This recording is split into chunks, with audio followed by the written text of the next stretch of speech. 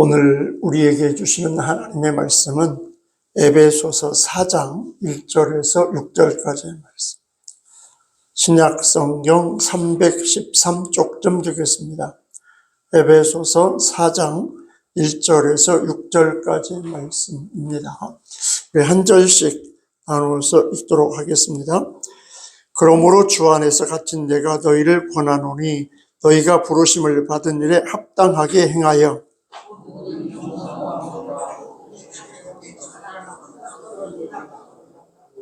평안에 매는 줄로 성령이 하나 되게 하신 것을 힘써 지키라.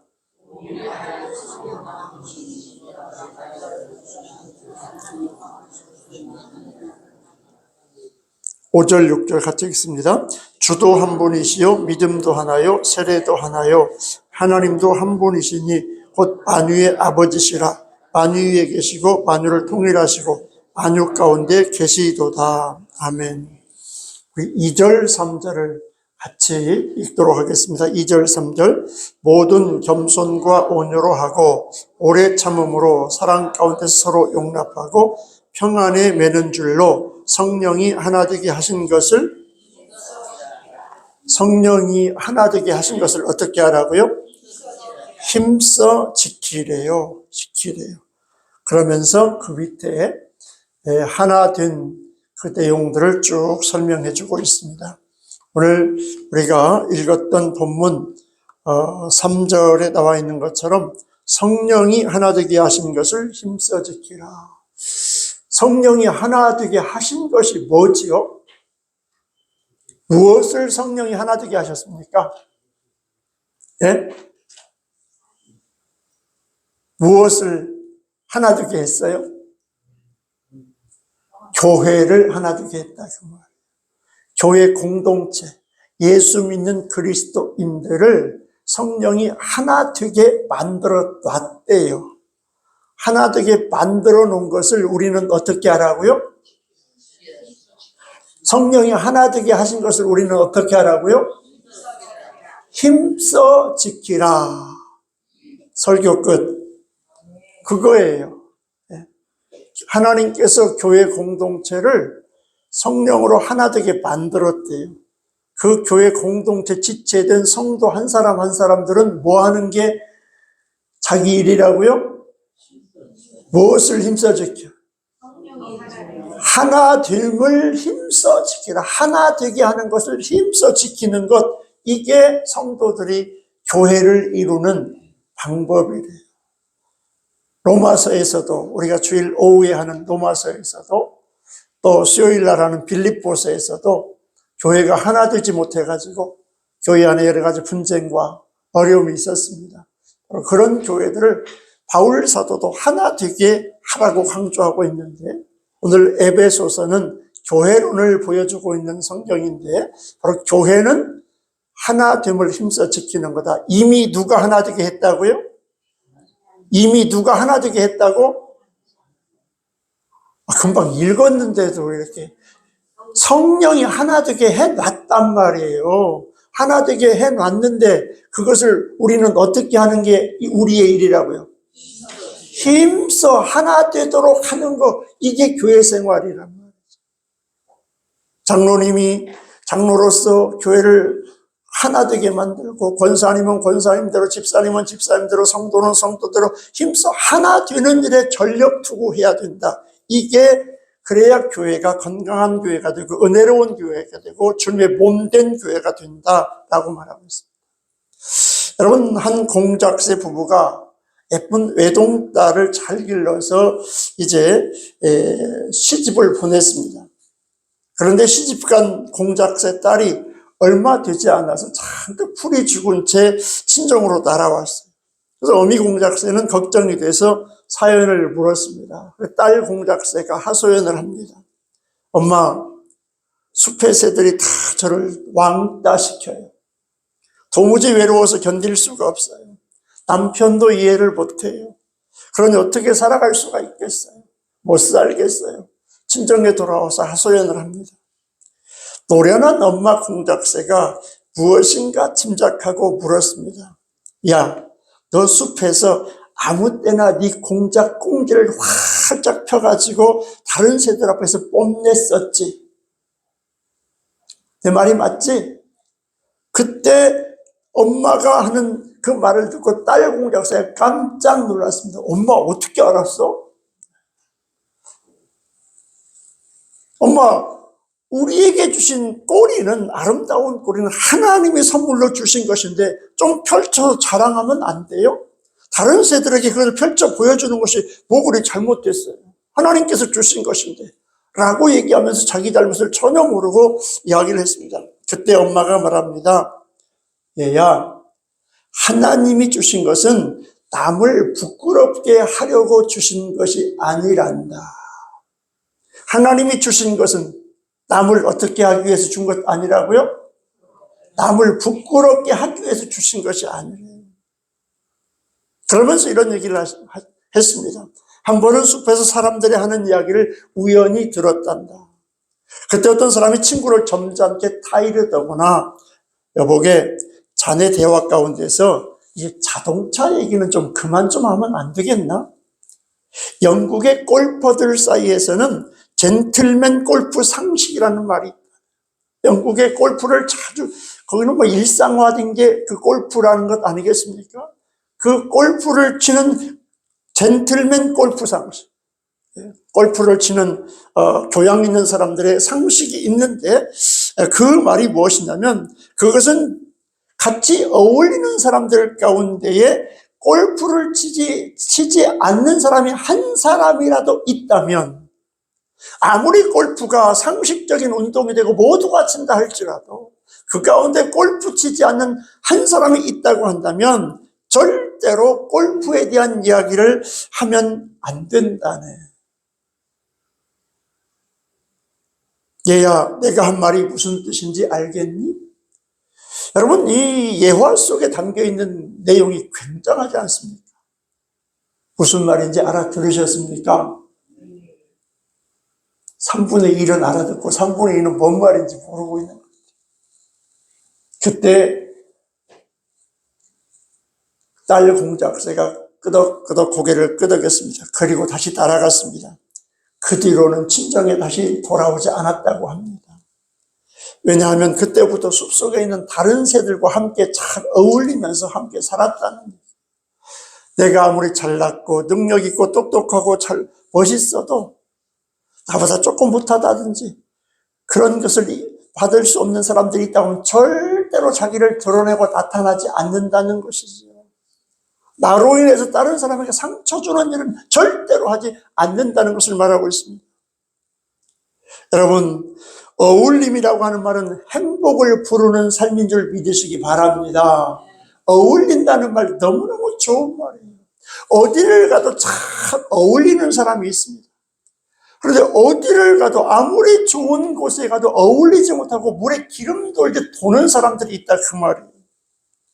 여러분, 어울림은 나를 중심, 같이 어울리면 모든 사람들과 더불어 화목하고 화해하고 즐겁고 행복한 사람들이 있어요.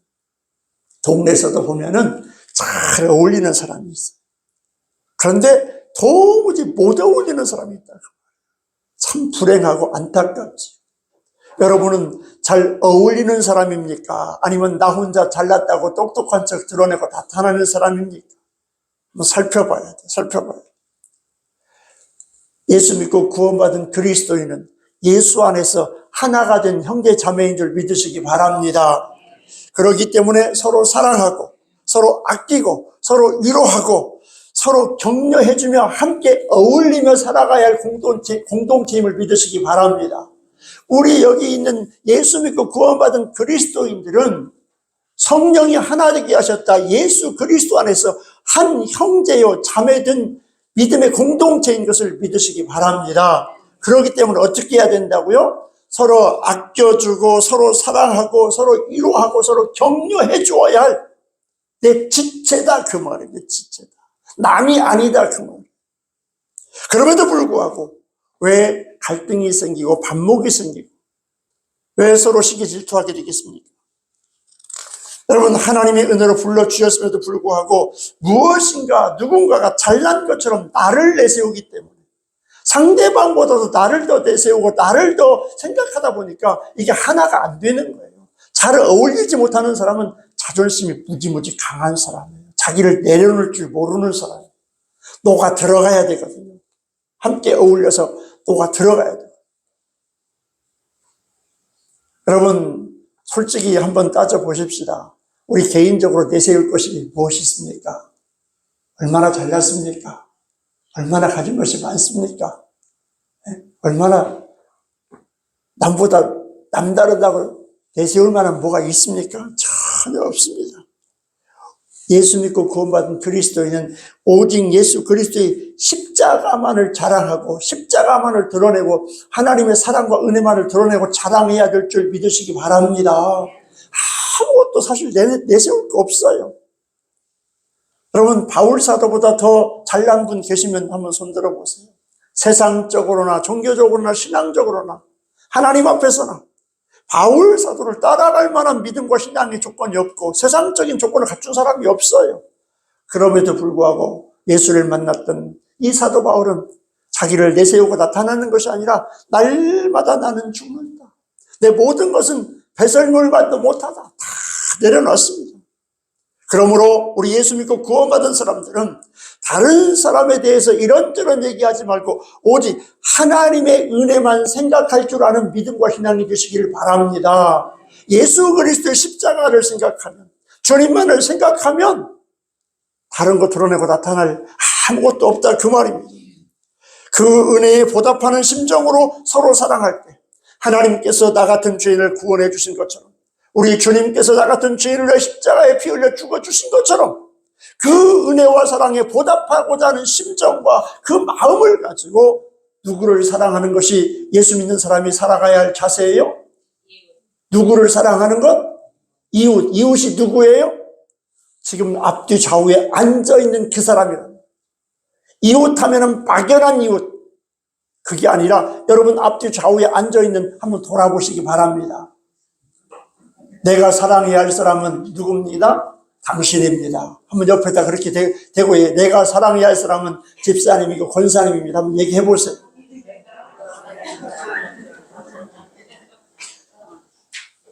성경은 그렇게 말하고 있어요. 하나님의 사랑을 받은 자가 하나님을 사랑해야 되는데 하나님이 안 보여. 하나님의 형체도 모양도 없으세요. 그러면 누구를 사랑하는 것이 하나님을 사랑하는 거라고요? 이웃하면 안 된다니까. 이웃하면 막연해요. 이웃하면 막연해. 이웃은 누구라고요? 옆에를 보면서 얘기하라고. 내가 사랑하는 대상은 바로 집사님이고 권사님입니다. 그것이 곧 누구를 사랑하는 거라고요? 하나님을 사랑하는 거라니까요. 그러면 옆에 있는 사람이 곧 누구와 다를 바가 없어요? 하나님이란 말이, 옆에 사람이.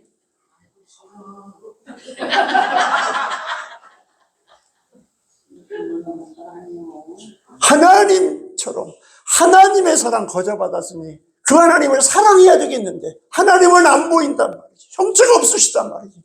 하나님께서 말씀하셨어요. 옆에 있는 형제도 사랑하지 못하면서, 보이는 형제도 사랑하지 못하면서 안 보이는 나를 사랑한다고? 이 사기꾼아, 사기치지 마.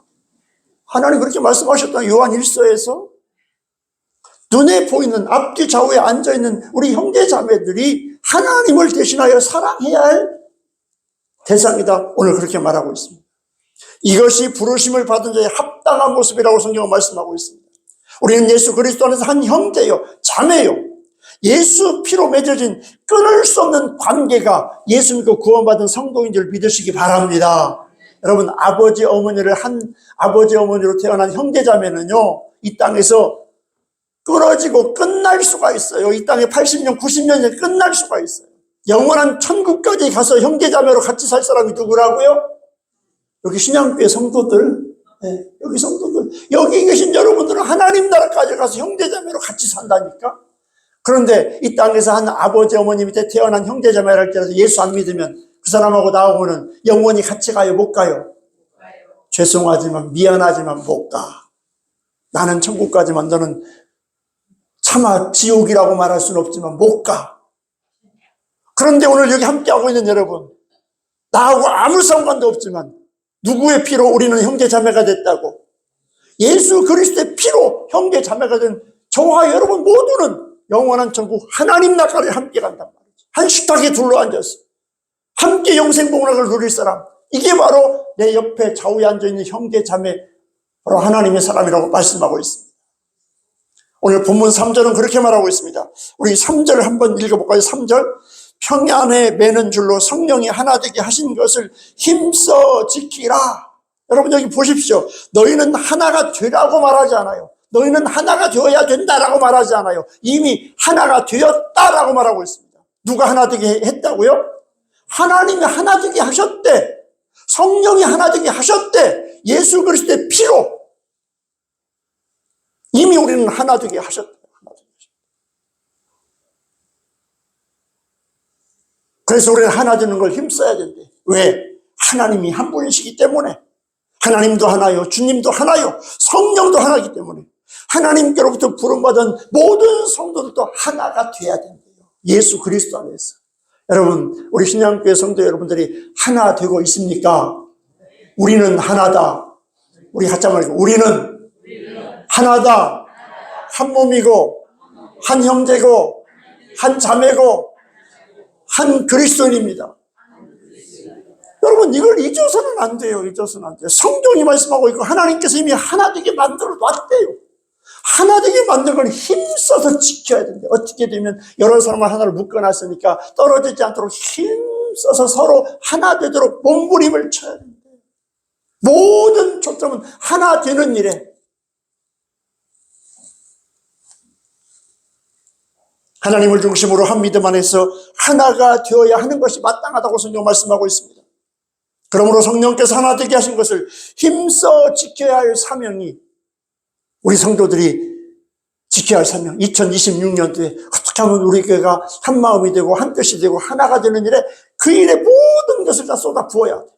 하나 되는 일에 걸림돌이 있으면 버릴 거 버려야 되고, 하나 되는 일에 필요한 거 있으면 내가 베풀 거 베풀어야 되고, 하여튼 우리 신앙교회가 하나 되게 하는 것, 이게 교회로서 최고로 우선된 목적이에요. 여러분 로마서도 그렇게 말하고 있잖아요. 빌립보서에도 그렇게 말하고 있잖아요. 오늘 에베소서도 그렇게 말하고 있잖아요. 여러분 교회는 여러 천차만별의 사람들이 모였습니다. 예수 십자가 보혈의 피로 하나를 만들어 놨습니다. 이 하나로 만들어 놓은 것을 이제 우리는 무엇으로 돼요? 하나 되도록 힘쓰는 것이 신앙생활이에요. 그게 교회 생활이어야 돼요. 교회 생활. 여러분 이런 교회 되도록 힘쓰는 성도 되시기를 주님의 이름으로 축원합니다. 이런 교회 되도록 힘쓰는 장로님들 되시기를 주님의 이름으로 축원합니다. 권사님들 되시기를, 집사님들 되시기를, 모든 성도 되시기를 주님의 이름으로 축원합니다. 하나 되는 일에 걸림돌이 되면 그건 사단 마귀의 도구로 사용되고 있다 얘기할 수 있습니다. 바울은 그리스도인들이 하나됨을 위해서 힘써 지켜야 할 것들을 강조하고 있습니다. 그 덕목들이 뭐냐? 그러면 어떻게 하면 하나 될 수 있는가? 어떻게 하면? 그걸 우리가 알아서 2026년도에는 우리 신앙교회가 정말 배운 대로 들은 대로 성경 말씀대로 하나 되는 일에 전심전력 달려가는 은혜가 있기를 바랍니다. 첫 번째 하나 되게 힘쓴 것 중에 힘써야 할 게 뭐냐면 겸손을 힘써야 된대요. 뭐를 힘써요? 겸손해야 된대요. 겸손해야 돼. 빌립보서에서도 그 얘기 있잖아요. 이 마음을 품으라. 예수 그리스도의 마음을 품으라. 예수 그리스도의 마음은 뭐라고 얘기했어요? 수요일 날 얘기했는데, 자, 이 마음을 품으라. 예수 그리스도의 마음을 품으라 그랬어요. 거기서 예수 그리스도의 이 마음, 예수 그리스도의 마음은 어떤 거라고 그랬어요? 겸손과 순종이라 그랬죠. 오늘 성경도 하나님의 교회가 하나 되는 데 있어서 가장 먼저 해야 할 것이 뭐 하라고요? 겸손하라. 다 같이 하겠습니다. 겸손하라. 겸손하라. 겸손하는 것이 하나님의 교회가 하나 되는데 첫 번째 덕목이래요. 굉장히 중요한 겁니다. 그냥 하나 되는 게 아니래. 겸손해야 된다. 여러분 알렉스 헤일리라고 하는 유명한 세계적인 작가가 있습니다. 여러분 작가의 꿈을 품고 매일같이 하루에 10시간씩 작품을 썼어요. 그리고 쓴 작품들을 여러 출판사에 보냈습니다. 근데 하나도 출판사에서 받아주는 데가 없었습니다. 그러다가 39살 때 흑인 지도자 말콤 X라고 하는 미국의 흑인 지도자 말콤 X를 만나가지고 그 자서전을 출판해가지고 그게 베스트셀러가 됐습니다. 일약 유명한 작가 반열에 올랐습니다. 그 이후에 헤일리는 할머니에게서 전해들은 자기 가족사를 책으로 만들기 시작했어요. 흑인으로서 우리 흑인 집안 가문은 어떻게 해서 미국이라고 하는 땅까지 오게 되었는가. 할머니한테 어렸을 때 듣고 자란 이야기들이 있었습니다. 그 할머니로부터 들은 이야기를 근거로 해가지고 도서관을 찾아가고 여러 자료들을 모아가지고 자기 집안의 가족 내력을 쭉 써내려간 책이 있었습니다. 그리고 나서 자기 가족사인 소설 뿌리라고 하는 책을 쓰게 되었습니다. 여러분, 어떻게 해서 미국의 흑인들이 저 아프리카 땅에서 노예선에 실려가지고 팔려갔는지 그 뿌리라고 하는 내용이 잘 나와 있지 않습니까? 세계적인 센세이션을 불러일으켰던 소설 아닙니까? 그가 쓴 소설 뿌리는 31개 국어로 번역되었고 800만 부 이상이나 팔린 엄청난 책이 됐습니다. 세계적인 유명 작가가 된 그 사무실에 가보면은 여러분 이제 세계적인 작가가 됐잖아요. 그러면 웬만큼 누릴 만큼 누릴 수 있는 부와 명예를 가진 사람 아니겠습니까? 그런데 그 사무실에 가보면 그 책, 헤일리 의자가 앉아있는 그 뒷면에 큰 그림, 액자 그림이 있어요. 높은 담벼 위에 거북이 한 마리가 올라가 있는 그림이 있습니다. 그래서 그 사무실을 방문한 사람이 물었습니다. 아니, 작가님, 왜 하필 저 벽에다가 담벼 위에 올라가 있는 거북이 그림을 올려놨습니까? 라고 이렇게 물었습니다. 무엇을 의미합니까? 그때 그가 대답을 합니다. 내가 쓴 작품에 대해서 스스로 자화자찬하면서 교만한 마음이 생길 때가 있습니다. 여러분 그렇잖아요. 세계적인 베스트셀러 작가가 되고 이제 유명세를 타게 되니까 얼마나 목에 힘이 들어가고 어깨에 힘이 들어가겠습니까? 때로는 돌아보면서 참 고생했던 과거를 생각하면서 흑인으로 살아왔던 불우한 날을 생각하면서 이제는 정말 불후의 작품을 남긴 위대한 작가가 됐으니까 얼마나 뿌듯하고 자부심이 있겠습니까? 자화자찬하면서 교만한 마음이 생길 때가 있더래요. 그럴 때마다 담장 꼭대기에 올라간 거북이 그림을 쳐다보곤 한답니다. 저 거북이가 꼭대기에 올라간 것은 절대로 스스로는 못 올라갔을 텐데 누군가의 도움에 의해서 저 꼭대기에 올라갔을 것이다. 마찬가지로 제가 이렇게 유명한 작가가 된 것도 하나님의 도움이 없었다고 한다면 어떻게 그것이 가능할 수 있었겠습니까? 내가 오늘 이렇게 세계적인 작가가 되고 이런 높은 자리에 올라갈 수 있었던 것은 하나님이 나를 올려주신 것이고 하나님의 은혜인 줄 깨닫게 하기 위해서 하나님 앞에서 겸손하도록 하기 위해서 그 그림을 붙여놨다는 고백을 하고 있습니다. 스스로 교만하지 않고 하나님께 감사하는 마음을 언제나 잊지 않도록 하기 위해서 그 그림을 보면서 겸손을 날마다 챙긴다고 말하고 있습니다. 사랑하는 성도 여러분, 우리는 무언가 하다 보면 나도 모르게 우쭐할 때가 있습니다. 그래도 내가 우리 교회에서는 제일 낫지. 내가 제일 뭔가 많이 하고 있지. 나처럼 성실한 예배 신앙인이 어디 있어? 나처럼 충성하신 봉사하고 나처럼 많이 하는 사람이 어디 있고 나처럼 성경 읽는 사람이 어디 있어? 나도 모르게 우쭐하면서 오만하고 교만에 빠질 때가 있을 수 있다는 것입니다. 사랑하는 성도 여러분, 우리 하나님께서는 겸손한 자를 들어 쓰시는 줄 믿으시기 바랍니다. 하나님은 내가 아무것도 아님을 깨달은 자에게 은혜를 더 주시고 축복해 주신다고 성경은 얼마나 말씀하고 있는지 몰라요. 하나님, 나는 아무것도 아닙니다. 하나님 은혜 없이는 살 수가 없습니다. 오늘 내가 여기까지 온 것도 하나님이 주신 은혜요, 하나님이 주신 능력이요, 하나님이 함께 하셨기 때문에 왔습니다. 하나님 도와주셔야 합니다.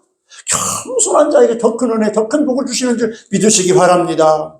내 힘으로 할 수 없는 한계를 인정하고 손을 들 때 하나님 도와주시옵소서. 하나님 나를 붙들어 주옵소서. 나는 아무것도 아닙니다. 그리할 때 하나님께서 더 큰 능력과 은혜를 주시고 더 강하게 역사하는 줄 믿으시기 바랍니다. 오늘 본문 2절은 그렇게 말하고 있어요. 본문 2절.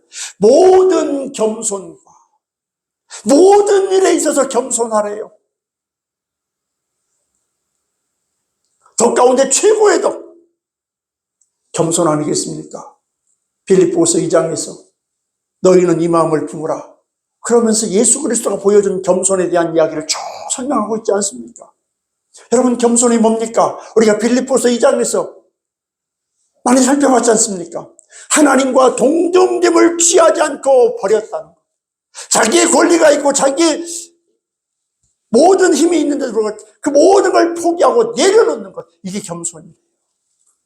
하나님 앞에서 죄인됨을 깨달은 사람만이, 나 같은 죄인을 위해 독생자를 내어주시고 구원하시는 하나님의 사랑을 깨달은 사람만이, 그래서 하나님 앞에서 철저히 낮아진 사람만이 진정으로 겸손할 수 있고 낮아질 수 있다, 그 말입니다. 무엇을 말하고 있습니까? 빌립보서 2장에서 예수님의 비하하심, 성육신 인간의 몸을 입고 우리 가운데 오셨을 뿐만 아니라 나를 위해서 조롱과 비난과 채찍에 맞으시고 나를 위해서 대신 죽어주시기까지, 모든 낮아진 그 자리까지 하나님의 은혜, 예수 그리스도의 십자가의 사랑을 깨달은 자만이 진정으로 겸손한 줄 믿으시기 바랍니다. 겸손할 수 있어요. 그래서 예수 그리스도를 만나라고 하는 겁니다. 그래서 예수 그리스도의 십자가를 묵상하라는 것입니다. 그 예수님을 통해서 우리는 겸손을 배워야 돼요. 이 겸손이 사랑을 가능하게 하는 것입니다. 겸손해지면 옆에 앉아있는 사람이, 뒤에 앉아있는 사람이 나보다 더 낮게 보이고 더 소중하게 보이고 존귀하게 보여서 그 사람을 사랑할 수밖에 없다, 그 말입니다.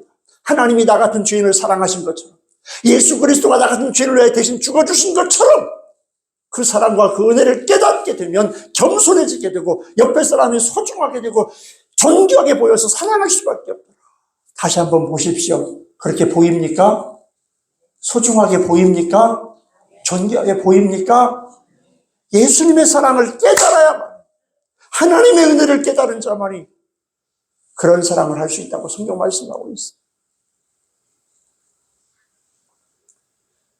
겸손이 결여될 때 사랑은 빛을 잃게 됩니다. 겸손이 함께 할 때 하나님의 사랑이 더욱 빛을 발하게 되어 있습니다. 사랑하는 성도 여러분, 겸손한 자는 자기를 자랑하지 않습니다. 겸손한 자는 무슨 일을 해도 자기를 드러내고 나타내지 않습니다. 겸손한 자는 자기를 알아주라고, 자기를 봐달라고 요구하지 않습니다. 자기 고집을 세우지 않습니다. 그저 묵묵히 봉사하면서 범사에 감사하고, 자기를 알아주지 않아도, 인정해주지 않아도, 높여주지 않아도, 아이고, 저 같은 것이 뭡니까? 하나님이다 하셨고 하나님이 영광 받으시면 되는 거죠. 이게 겸손한 자의 모습 아닙니까? 오늘 우리는 겸손을 잃어버리고 살아요. 조금만 하면 드러내고 나타내고 나를 알아주고 나를 봐주지 않는다고, 나를 인정해주지 않는다고 삐지고 토라지고 상처받고, 여러분, 하나님의 은혜와 사랑을 망각하고 사니까 오늘 교회는 하나님의 은혜와 사랑 받은 자들이 정말 주님이 낮아지신 것처럼 자기를 낮추고 비우고 종의 형체를 지녀서 정말 섬겨줄 때 교회가 하나 되는 아주 소중한 덕목인 줄 믿으시기 바랍니다. 여러분, 무엇보다도 내 안에 하나님의 겸손, 예수 그리스도의 겸손이 가득 채워지는 겸손한 자로 하나님 앞에 서시기를 주님의 이름으로 축원합니다. 그 겸손으로 교회를 섬기십시오. 그 겸손으로 장로의 직을, 권사의 직을, 집사의 직을, 성도의 직을, 그 겸손으로 하나님과 교회를 섬겨야만이 교회가 하나 될 수 있다, 그 말.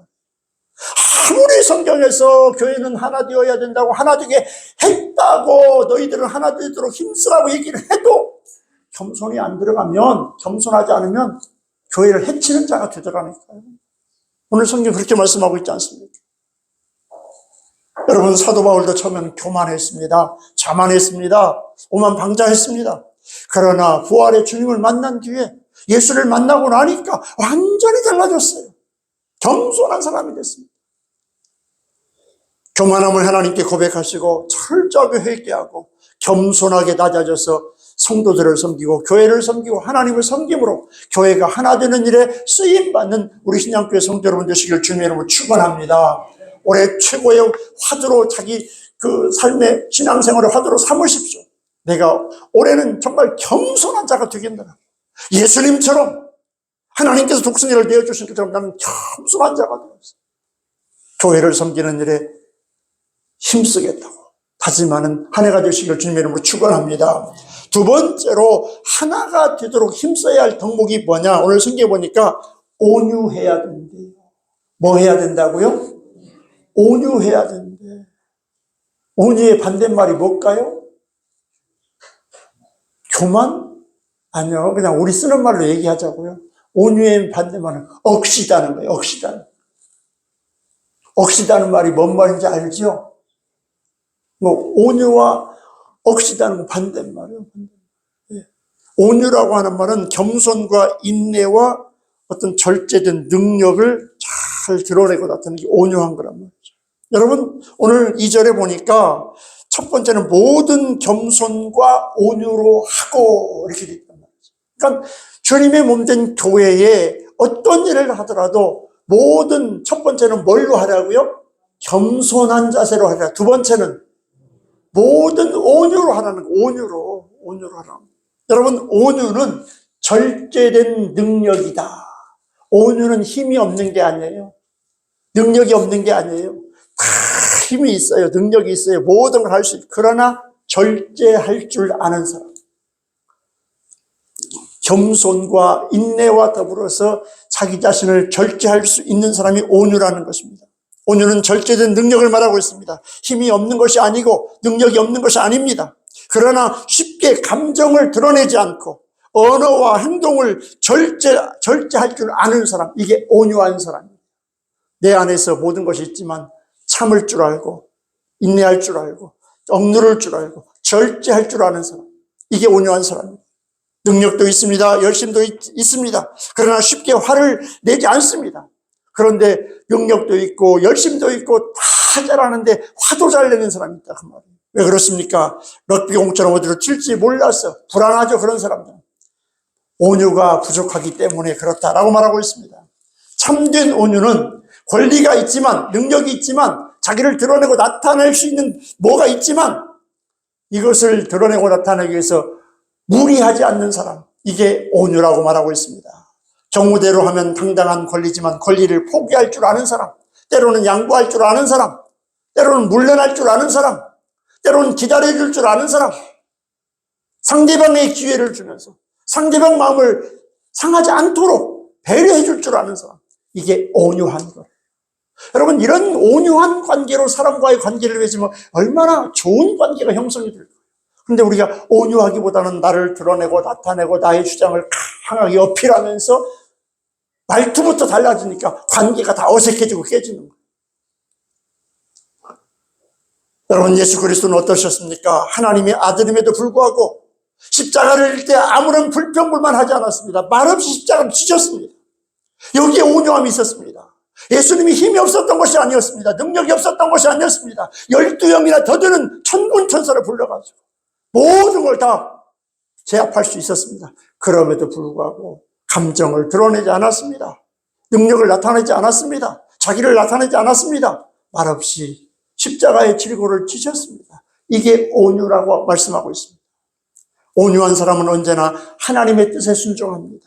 온유한 사람은 언제나 내 자신과 내 생각과 내 뜻을 내게 하기보다 항상 하나님의 뜻이 무엇인지, 하나님께서 원하시고 바라시는 것이 무엇인지, 어떻게 하는 것이 하나님을 영화롭게 하고 기쁘게 하는 건지를 생각하고 나를 죽이고 나를 포기하고 나를 양보하는 것, 모든 분위기를 따뜻하게 하고 부드럽게 할 줄 아는 사람, 이게 온유한 사람이에요. 여러분, 교회를 하나 되게 하는 것은 바로 이런 온유한 사람들이 있을 때 교회가 하나 된다고 말하고 있습니다. 여러분, 이런 따뜻하고 온유한 사람으로 올 한 해 우리 신앙교회를 만들어 가시기를 주님의 이름으로 축원합니다. 그러려면 뭐를 죽여야 돼요? 이런 따뜻하고 온유한 사람들은 뭘 죽여야 돼요? 에? 뭘 죽여야 돼? 나를 죽여야 돼, 나를. 내가 안 죽으니까 맨날 내 속에서 내가 그냥 살아서 꿈틀꿈틀 나오잖아요. 그래서 바울 사도는 예수를 만난 뒤에 온유함을 나타내기 위해서 나는 날마다 뭐 한다고? 날마다 죽는다. 여러분, 예수 믿고 신앙생활하면서 하나님의 교회를 하나 되게 만드는 일에 있어서 중요한 두 번째 덕목은 어떤 것이라고요? 어떤 사람이 되라고요? 온유한 사람이 돼야 한단 말이에요. 온유한 사람은 그냥 말로 돼요? 안 돼요. 그럼 어떻게 해야 돼요? 내 안에 꿈틀꿈틀하는 나를 어떻게 해야 돼요? 죽이는 거 되게 싫은가 봐. 대답들을 되게 안 하네. 안 죽어, 절대로. 계속 자기 생각, 자기 주장, 자기 뜻, 이거 드러내고 나타내면서 교회가 하나 안 되는 거예요. 시끄러워. 여러분, 나는 날마다 죽는다. 예수 믿는 그리스도인은 하나님 앞에서 교회 하나됨을 위해서라면, 오늘 성령이 하나 되게 하라고 했잖아요. 하나 되게 하신 교회라고 했잖아요. 그걸 하나 되게 하신 걸 힘써서 이루라고 말하고 있잖아요. 그럼 하나 되게 하신 하나님의 교회를 힘써서 이루는 게 뭡니까? 나를 죽여야 돼요. 그래서 나로 하여금 부드러운 게 나오고 따뜻한 게 나오고 포근한 게 나오고 남들을 품을 수 있는 넓은 가슴이 나와야 된단 말이에요. 이게 온유한 것 아니겠습니까? 그런데 어떻습니까? 나는 안 죽잖아. 내 생각, 내 뜻, 내 고집, 내 주장, 내 생각이 옳다고. 그러면 온유는 사라지고 어색하고 분위기 싸늘해지고 관계 깨지고 교회가 따뜻함이 사라져버리죠. 자기의 권리를 지키려는 마음이 강할수록 화를 내게 되어 있습니다. 그러므로 그리스도의 온유를 배워야 돼요. 예수님께서 십자가를 지을 때, 여러분 제가 말씀드렸습니다. 마태복음, 마가복음, 누가복음, 요한복음, 예수님이 마지막 날 유월절 만찬을 마치고 기도하시다가 잡힌 이후에 십자가에 달리시기 죽는 그 과정까지 그 성경 하나하나를 보십시오. 마태복음에 나와 있는 예수님의 십자가 사건, 누가복음, 마가복음에 나와 있는, 요한복음에 나와 있는 예수님 한 말씀도 안 하십니다. 왜? 힘이 없어서요? 능력이 없어서요? 그 모든 것을 감당할 수 없어? 아니요. 그러나 주님은 다 받아들였습니다. 어떤 불평과 원망도 하지 않았습니다. 그게 바로 온유라고 성경은 말씀하고 있습니다. 이 온유를 배워야 돼요. 신앙생활 오래 했으면, 교회 오래 다녔으면, 성경 많이 읽었으면, 우리가 정말 하나님의 은혜 가운데 더 깊이 들어갔으면, 정말 예수님을 본받고 예수님을 닮아서 이 온유가 우리 마음속에, 우리 삶 속에, 우리 인격 속에 온유함이 묻어나야 돼요. 그래서 그 사람이 가는 곳에 따뜻함이 있고, 그 사람이 가는 곳에 밥 먹고 갈등이 있는 걸 하나 되게 만들고, 그 사람이 가는 곳에 화기애애하고, 그 사람이 가는 곳에 분위기 좋아지고. 근데 교회 보면 가끔 모든 면에서 완벽하고 잘하는데, 근데 가는 곳마다 분위기 딱 걸어. 그냥 옳고 그름으로 자기 어떤 주장만 내세우면서 분위기 다 깨는, 여러분 그건 교회 하나 되게 하는 데 있어 결코 좋은 신앙 아닙니다. 오늘 말씀하고 있습니다. 모든 일에 온유로 해라. 성경은 말씀합니다. 온유한 자는 땅을 기업으로 받는다고. 온유의 덕만이 교회 공동체를 하나 되게 하고 하나님 은혜 가운데 인도하는 아름다운 신앙의 모습인 줄 믿으시기 바랍니다. 정말 온유한 자 되도록 힘써야 돼요. 하나님, 아직도 나는 내 안에 내가 살아있습니다. 내 자아가 너무 강합니다. 내 자존심이 너무 강합니다. 하나님, 십자가에 못 박고 주님의 그 온유가 내 마음에 가득 차도록 하나님, 내 마음을 어루만져 주십시오. 내 마음을 온유케 하는 것, 이게 신앙의 제1순위가 되어야 됩니다. 마땅한 권림에도 불구하고 하나됨을 위해서 양보할 줄 아는 온유함으로 하나됨에 힘쓰는 우리 신앙교회 성도 여러분 되시기를 주님의 이름으로 축원합니다. 마지막 세 번째로 교회를 하나 되게 하는 데 있어서 덕목 중요한 게 뭡니까? 세 번째 보니까 인내할 줄 알아야 된대요. 뭐 할 줄 알아야 된다고요? 인내할 줄 알아야 된대요. 첫 번째가 뭐였어요? 겸손한 자 되시기 바랍니다. 두 번째는요, 온유한 자 되시기 바랍니다. 대답 안 하는 사람은 하기 싫은 모양이에요. 세 번째는 인내할 줄 알아야 된대. 인내할 줄. 오늘 성경 2절에 보니까 우리 2절 한번 읽어볼까요? 2절 읽습니다. 모든 겸손과 온유로 하고 오래 참음으로 사랑 가운데서 용납하고. 자, 겸손, 온유, 오래 참는 거. 겸손, 온유, 인내. 이 세 가지 덕목 잊지 마십시다. 죽는 날까지 우리가 갖춰야 할 덕목이에요. 하나 되게 하신 주님께서 주님의 보혈의 피로 하나 되게 한 교회를 내가 분열시키는 사람으로 돼서 되겠습니까? 하나 되게 하기 위해서는 겸손하고 온유하고 인내할 줄 아는 이 덕목이 내 안에서 쌓여져야 된다 그 말이지. 그래야 하나 되게 하는데 쓰임받을 수 있다고 말하고 있어요. 여러분, 인내가 무엇입니까? 어려운 일이 있어도 참는 성품입니다. 분하고 억울한 일이 있어도 참는 성품입니다. 상처를 입고 마음이 아파도 참는 성품, 이것이 인내라고 말하고 있어요. 도저히 내가 참을 수 없고 내 자존심이 상하고 내 마음이 상하고 견딜 수 없지만 이 모든 걸 참고 견디는 것, 이게 인내래요. 인내. 부득이해서 억지로 참는 것은 가치가 적습니다. 힘이 딸려서 아직은 내가 뭐가 부족해서 참는 것이 아니라 내가 다 뭘 할 수 있지만 내가 참는 거. 그래, 내가 참아요. 그래서 제가 그렇게 말씀드리잖아요. 예수 제대로 믿으면 어금니가 제대로 다 뭐 있어야 돼요? 없어야 돼요? 어금니 임플란트 하나도 안 하시면 손들어 보세요. 예수 잘못 믿은 사람이에요. 왜 손들어? 손들기는 얼마나 분노할 때가 많고 얼마나 감정 상할 때가 많아요. 예? 오늘 성경 말하는 참으라고. 참는 게 쉬워요? 여러분, 참는 게 쉬운 것은 그건 아무 문제가 없는 거예요. 정말 힘든 거. 잠을 못 잘 만큼, 때로는 며칠 맨날 그냥 씩씩거릴 만큼, 그래도 참는 거. 참을 때 어떻게 해야 돼? 어금니를 깨문다 그러죠. 입술을 깨문다 그러죠. 예수 잘 믿게 되면, 아니, 처음부터 겸손해가지고 이삭처럼 착하고 순한 사람은 어금니 하나도 안 가려도 돼요. 근데 되게 에서처럼, 되게 좀 야곱처럼, 좀 성격이 있고 성질이 있는 사람들이 예수 믿게 되면 어금니 다 부서지고 깨져야 한다니까요. 왜? 말씀에 비추어 나를 갈고 닦으려니까 이빨을 깨물어야 돼. 그래서 그냥 한 70이 넘으면 임플란트 3, 4개는 다 하셔야 된단 말이에요. 그게 예수 제대로 믿는 사람. 근데 성질도 있고 승질도 있고 뭐 자존심도 높은데 어금니 하나도 성하게 가만히 있다. 그럼 자기 변화를 위해서 하나도 노력 안 한 사람. 그냥 지 승질대로 계속 예수 믿는 사람. 교회는 왔다 갔다 하는데 승질은 하나도, 예수 30년 믿어도 하나도 안 변한 사람 수두룩하거든. 여러분, 그거 안 돼. 오늘 성경 말하고 있습니다. 참는 거래, 참는 거. 쉬운 거 아니에요. 여러분, 참는다고 하는 것은 믿음이 있다는 증거이기도 합니다. 하나님의 약속을 믿는 자만이 참을 수 있기 때문에. 때로는 일이 순조롭게 진행되지 않을 때도 있습니다. 내 뜻대로 되지 않을 때도 있습니다. 내 마음에 맞지 않을 때도 있습니다. 그럼에도 불구하고 모든 것을 합력하여 선을 이루시는 하나님을 믿고 조급해하지 않고 하나님의 때를 기다리는 인내의 덕, 참고 기다릴 줄 아는 믿음과 신앙이 되시기를 주님의 이름으로 축원합니다. 지금 당장 내가 이해가 안 될 때가 있어요. 하나님의 뜻이 있겠지. 하나님의 섭리가 있겠지. 무언가 내가 알지 못하는 하나님의 뜻과 계획이 있을 거야. 그러면서 참을 수 있어요. 지나놓고 보면 아하, 그때 하나님께서 그래서 그렇게 하셨구나 알게 되거든요. 그런데 내가 하나님 자리에 앉아가지고 뭐 이렇게 저렇게 하려다 보니까 저는 참지 못하고 분노하고 막 부글부글 한단 말이죠. 여러분, 우리 예수님께서 십자가의 고난까지도 참으셨습니다. 끝까지 참으셨습니다.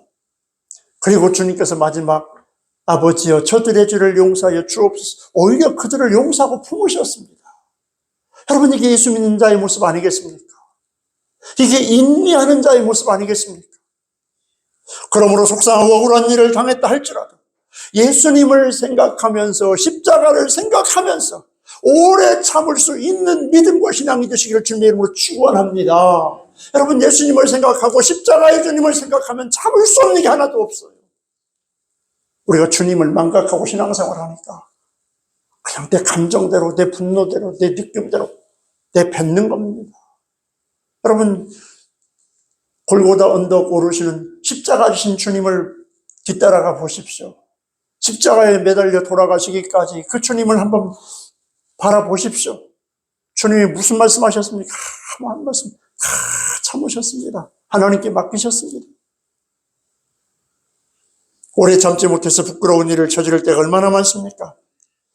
주님을 앞서가는 것을 참지 못, 주님이 내 앞길을 인도하시며 앞서가는 걸 참지 못하고 내가 앞서가면서 내가 주인 노릇하고 내 마음대로 살려고 하는 이런 모습이 오늘 우리 안에 얼마나 많이 있는지 돌아봐야 돼요. 우리는 주님의 뒤를 따라가는 사람이어야 되는 줄 믿으시기 바랍니다. 주님이 앞서가시고 주님이 인도하시는 대로 주님 뜻대로 하옵소서 아멘 아멘 아멘 하면서 따라가는 믿음이 되어야 되지. 주님 잠깐만 뒤에 가겠어요. 내가 하겠습니다. 내 뜻대로 내 고집대로 내 살아오는 대로 하겠습니다. 이렇게 신앙생활하는 사람 너무나 많이 있어요. 주님의 앞서가심을 믿고 의지하면서 하나됨을 이루는 성도로 살아가는 은혜가 있기를 바랍니다. 그러므로 끝까지 인내하시고 끝까지 참고 하나됨을 위하여 나를 죽일 수 있는 믿음과 신앙이 되는 것, 이것이 바로 하나됨을 힘쓰는 성도의 모습인 줄 믿으시기 바랍니다. 어려운 시험이 올 때도 주님을 바라봐야 돼요. 오래 참음으로 하나 되는 일에 힘쓰는 자가 되기 위해서 내 모든 것을 내려놓을 줄 아는 사람, 이게 성숙한 그리스도인이라고 오늘 성경 말하고 있습니다. 여러분, 2차 세계대전이 끝나자 독일인들, 2차 세계대전 때 망한 나라가 있잖아요. 독일이 망하고 일본이 망했지 않습니까? 그때 독일에서 그런 일이 일어났다고 그래요. 완전히 패망하고 전쟁에 지게 되니까 절망적 생각과 더불어서 죄책감에 헤어나오지 못하고 있었습니다. 독일 국민들이 완전히 좌절에 빠졌었습니다. 전쟁에 대한 책임을 서로에게 떠맡기면서 서로 정죄하고 있어서 누구 때문에 그랬다고. 지고 나면은 패배자는 말이 많게 돼 있잖아요. 책임을 뭔가 떠넘기고 책임을 전가해서 누군가 이제 그 대가를 치르게 만들어요. 나라가 조각조각 분열되기 시작했습니다. 그런 가운데 하나 되지 못하고 나라는 분열되어 갔습니다. 그때 칼바르트 목사님이 일어났습니다. 분열의 아픔을 겪고 있는 독일인들을 향해서 외쳤습니다. 저는 창조주 하나님을 믿습니다. 역사의 주인 되신 하나님을 믿습니다. 여러분도 그 하나님을 믿으십니까? 그렇다면 우리 모두 다 하나님의 자녀입니다. 여러분, 칼바르트 목사가 독일 국민들을 향해서 외쳤습니다. 그 안에서 한 형제요 한 자매된 자들입니다. 서로 정죄하지 맙시다. 좀 더 따뜻하게 서로의 손을 꼭 쥐어줍시다. 그리고 함께 일어납시다. 하나님의 도우심으로 반드시 새로운 조국을 건설할 수 있을 것입니다. 외치면서 하나됨을 강조했습니다. 전쟁에 패배가 되고 그 책임을 전가해서 누군가를 전쟁의 책임을 덮어 씌워야 되는데, 이때 칼바르트 목사가 온 독일 국민은 하나님 앞에서 우리 하나입니다. 우리 용서합시다. 서로 손잡아 줍시다. 서로 끌어안읍시다. 그러면서 독일이 라인강의 기적을 이루어서 패망한 국가지만 세계의 선진국에 올라섰다고 하는 이야기가 있습니다. 여러분, 우리 신양교회가 2026년도에 더 아름다운 하나님의 교회로 성장할 수 있는 비결은 어디에 있겠습니까? 하나 되게 힘쓰는 데 있는 줄 믿으시기 바랍니다. 칼바르트 목사님처럼 우리 장로님들이, 권사님들이, 집사님들이, 성도들이 교회가 하나 되게 하는 일에 그렇게 하면 안 돼. 우리 하나 되게 하는 일에 내가 참아야 돼. 양보해야 돼. 우리 하나 되어야 돼. 성질 죽여야 돼. 서로 용서하고 품어주고 손잡아줘야 돼. 그러면서 위로하고 격려하고 함께 하나가 되어갈 때 교회는 능력 있는 교회가 되고, 제가 우리 신앙교회를 외부에서 나가서 소개할 때 그렇게 말합니다. 작지만 강한 교회라고. 비록 저 시골에 있지만 도시에 있는 큰 교회 못지않게 작지만 강한 교회, 이게 우리 신앙교회라고. 여러분, 우리 신앙교회가 비록 시골 한 귀퉁이에 있지만은 그것 때문에 우리가 우리 자신을 소홀히 여기지 말고 작지만 정말 예수 그리스도 안에서 하나님이 하나 되게 하신 교회를 하나 되게 하는데 힘써서 하나님의 영광을 드러내는 능력 있는 교회로 만들어가는데 힘쓰는 우리 모든 성도 여러분 되시길 주님의 이름으로 축원합니다. 교회를 하나 되게 하는 게 방해되는 것이 있다고, 분열되게 하는 것이 있다고 한다면 그 모든 것을 다 버려야 돼요. 서로가 서로를 격려해야 돼요. 아이, 그렇게 하면 교회가 하나 되는데 방해가 돼. 겸손해야 되잖아. 온유해야 되잖아. 인내해야 되잖아. 내가 겸손하고 내가 온유하고 내가 참고. 이 첫 번째는 내가가 중심이 돼야 돼. 내가 겸손하고 내가 온유하고 내가 참고, 그리고 상대방이 혹시라도 교회가 하나 되게 하는 일에 걸림돌이 되게 하는 일이 있다고 한다면, 아이고, 하나 되게 하는 일에 그렇게 하면 되겠냐고, 우리 하나 되게 해야 되지 않겠냐고. 여러분, 서로 격려해가면서 우리 신앙교회가 예수 그리스도의 이름으로 하나 되어 하나님의 영광을 드러내는 능력 있는 교회 만들어가는데 앞장서는 여러분 되시길 주님의 이름으로 축원합니다. 성도는 모름지기 하나님의 은혜로 부르심을 받은 자라고 성경 말하고 있습니다. 너도 부족하고 나도 부족하고 우리 모두가 부족합니다. 그럼에도 불구하고 주님의 몸된 교회 지체로 불러주신 예수 그리스도의 은혜를 생각하면서 서로의 부족함을 용납할 수 있는, 안아줄 수 있는, 품어줄 수 있는 주님의 넓은 가슴, 주님의 넓은 손들이 되시기를 주님의 이름으로 축원합니다. 그렇게 하면서 부디 겸손한 자로 주님 앞에 서서 하나됨을 이루기를 바랍니다. 온유한 자로 하나님의 교회 하나 되게 하는 일에 앞장서시기를 주님의 이름으로 축원합니다. 모든 걸 참아줌으로 인해서, 인내함으로 말미암아 하나를 이루는데 아름다운 교회 만들어가는데 앞장서는 우리 신앙교회 모든 성도 여러분 되시기를 주님의 이름으로 축원합니다. 기도하겠습니다. 거룩하신 아버지 하나님, 이 땅에 십자가의 보혈의 피로 주님의 몸된 교회를 세우셨습니다. 그 주님의 몸된 교회는 성령님께서 하나 되게 이미 만들어 놓았습니다.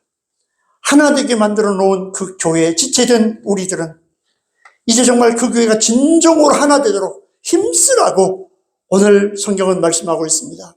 아버지 하나님, 로마 교회도 빌립보 교회도 에베소 교회도 주님의 몸된 교회는 하나 되는 것이 가장 중요하다고 말씀하고 있습니다. 그 하나됨을 위해서 내가 겸손한 자가 되고 내가 온유한 자가 되고 내가 인내하는 자가 되어야 된다고 말씀하고 있습니다. 아버지 하나님, 우리 신앙교회 모든 성도들 주님의 몸된 교회가 하나 되는 일에 있어서 한 사람 한 사람이 겸손한 성도가 되게 도와주시옵소서. 온유한 성도가 되게 도와주시옵소서. 인내하는 성도가 되게 도와주시옵소서. 서로 겸손하고 온유하고 인내함으로 주님의 몸된 교회가 하나됨을 이루는데 부정함이 없도록 정말 2026년도 힘쓰는 우리 모두가 되게 도와주시옵소서. 예수님 거룩하신 이름으로 기도드리옵나이다.